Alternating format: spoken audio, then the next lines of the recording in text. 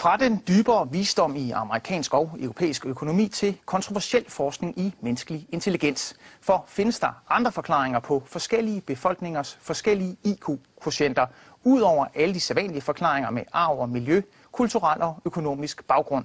Findes der også etnisk begrundede forklaringer? Er der faktisk forskel på, om man er sort eller hvid?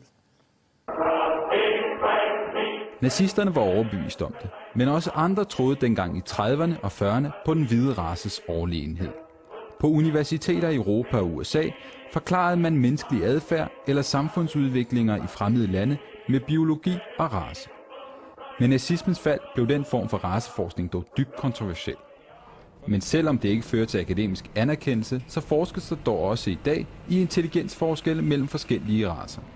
Amerikanske forskere har for eksempel lavet flere undersøgelser, der viser, at hvide amerikanere i intelligenstest er klogere end sorte amerikanere, selv når man tager højde for kultur og for socioøkonomiske forklaringer som indkomst og uddannelse. Den britiske forsker i psykologi Richard Lynn har intelligenstestet mere end 800.000 personer, og resultatet af den store undersøgelse er vist på verdenskortet her. Højst er intelligensen i den nordøstlige ende af verden hos folk med kinesisk, koreansk eller japansk baggrund. Herefter følger indianere, sydasiater og folk fra Mellemøsten klarer sig bedre end sorte afrikanere og indfødte australier, der altså er de mindst kloge i intelligenstestene.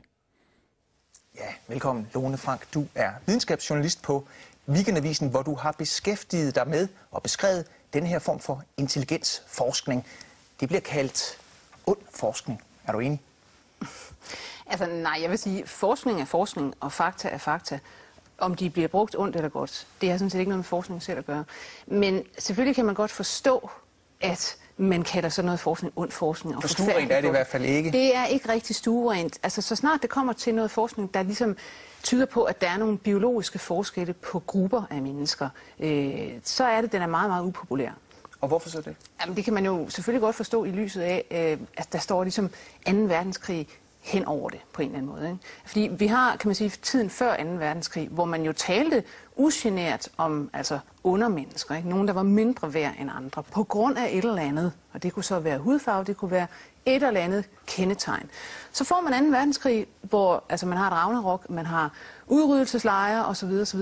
Og så kommer man på den anden side af 2. verdenskrig, så har man FN og UNESCO specielt, der bliver sat i verden for simpelthen at, kan man sige, lave et menneskesyn til os, som hedder alle er lige. Og så skal videnskaben selvfølgelig også, om man passet ind, sådan at den ikke på en eller anden måde antyder, at vi er forskellige på nogle områder, hvor vi ikke kan lide at være det. Men hvis man har sagt, at der er biologiske forskelle, så har man nærmest erklæret sig selv som racister. Hvis man er forsker, så er det ikke karrierefremmende. Det er det bestemt ikke. Altså, og de bliver også, når deres forskning bliver angrebet, er det altid også med en sådan en, du ved, man siger, jamen den og den er jo også racist, så derfor laver han den her type forskning. Ikke? Men selvom det så forholder sig sådan, så forskes der jo ude, og du har fulgt resultaterne. Prøv at fortælle. Eller jeg har kigget på nogle af dem. Ikke? Jeg synes for eksempel, det var interessant at opdage, at der i dag i Holland sidder forskere, blandt andet Jan ten Eijnhaus, som en af dem hedder, som laver forskning i jamen, forskellige indvandrergrupper. Hvordan ser det ud med deres intelligens, deres kapaciteter for forskellige ting? Og hvordan ser det ud i første generation, anden generation osv. osv. Og det er jo sådan en forskning, man umiddelbart vil slå sig for munden og sige, kan man godt det? Kan man egentlig godt det? Og noget af det, han så har lavet, er, at han har kigget på for eksempel grupper som marokkanske indvandrere, som man har en del af, indvandrere fra Molukkerne, som man har en del af, hvor man kan se, at jamen, det ser ud som om, og det er altså, vi snakker om tusindvis af skolebørn her, det er ikke en sample på 3 eller 5, det er tusindvis af skolebørn, 10.000, hvor man ser på første generation, jamen der er en ret stor gennemsnits-IQ-forskel på den hvide hollandske befolkning og indvandrergruppen, sådan at marokkanerne for eksempel ligger på 84 i gennemsnits-IQ. Og hollænderne ligger på 100, altså de hvide hollændere.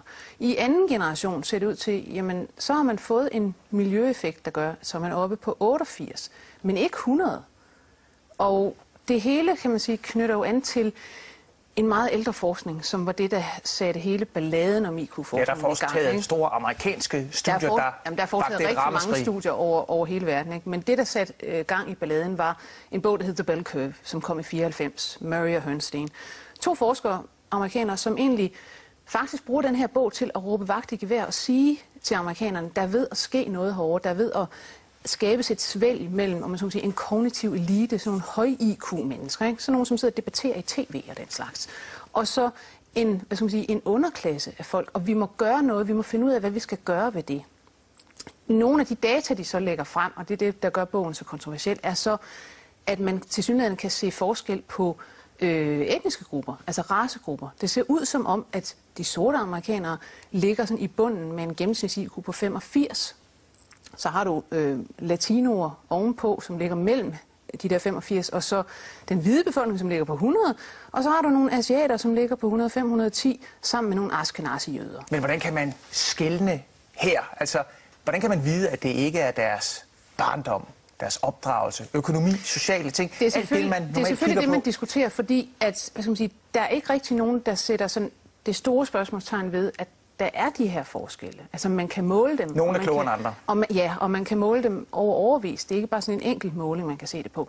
Så skændes forskerne selvfølgelig om, jamen hvad er årsagen? Altså der er nogen, der siger, jamen det er højst sandsynligt fortrinsvis genetisk, fordi IQ er en egenskab, der faktisk er 60-80% arvelig, med mindre at man er ude i, at man har sådan noget med underernæring og ting og sager, som jo er en miljøeffekt, der gør meget, meget stor skade på ens IQ.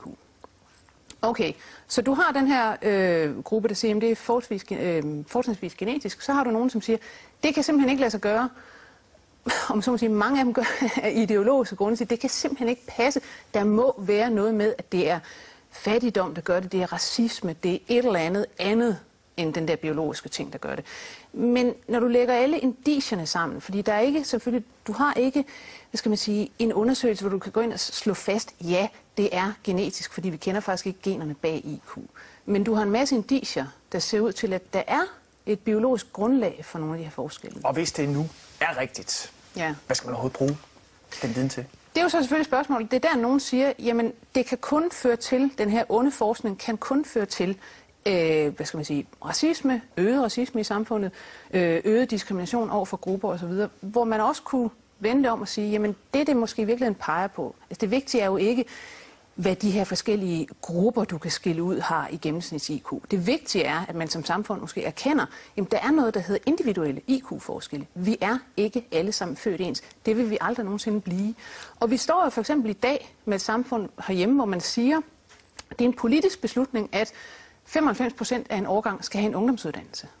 Det siger man uden at tænke over, at hvis du kigger på den her normalfordeling af menneskers IQ, så kan du ikke gøre noget ved den. Du kan ikke bare flytte alle op omkring de 100. Så det vil sige alle, og det vil sige 95% kan nok ikke klare en ungdomsuddannelse i dag. Og så må man jo finde ud af som samfund, hvordan får vi lavet det sådan, at dem, der er nede i den her ende, faktisk kan være med og kan få et job og kan få ordentlig sundhedspleje osv., så kan følge med i samfundet. Som jeg sagde i begyndelsen, så er du videnskabsjournalist, du følger det her område, du beskriver, du forsker ikke selv. Men hvad er din holdning til det? Jamen, min holdning til forskning som sådan er, at det i udgangspunktet er en dårlig idé at lægge ideologiske begrænsninger ned over, hvad man må forske i. Altså det er selvfølgelig, man kan sige, grundlæggende er forskningsfrihed, mener jeg, et gode. Fordi du ved ikke på forhånd, hvad der kommer ud af det.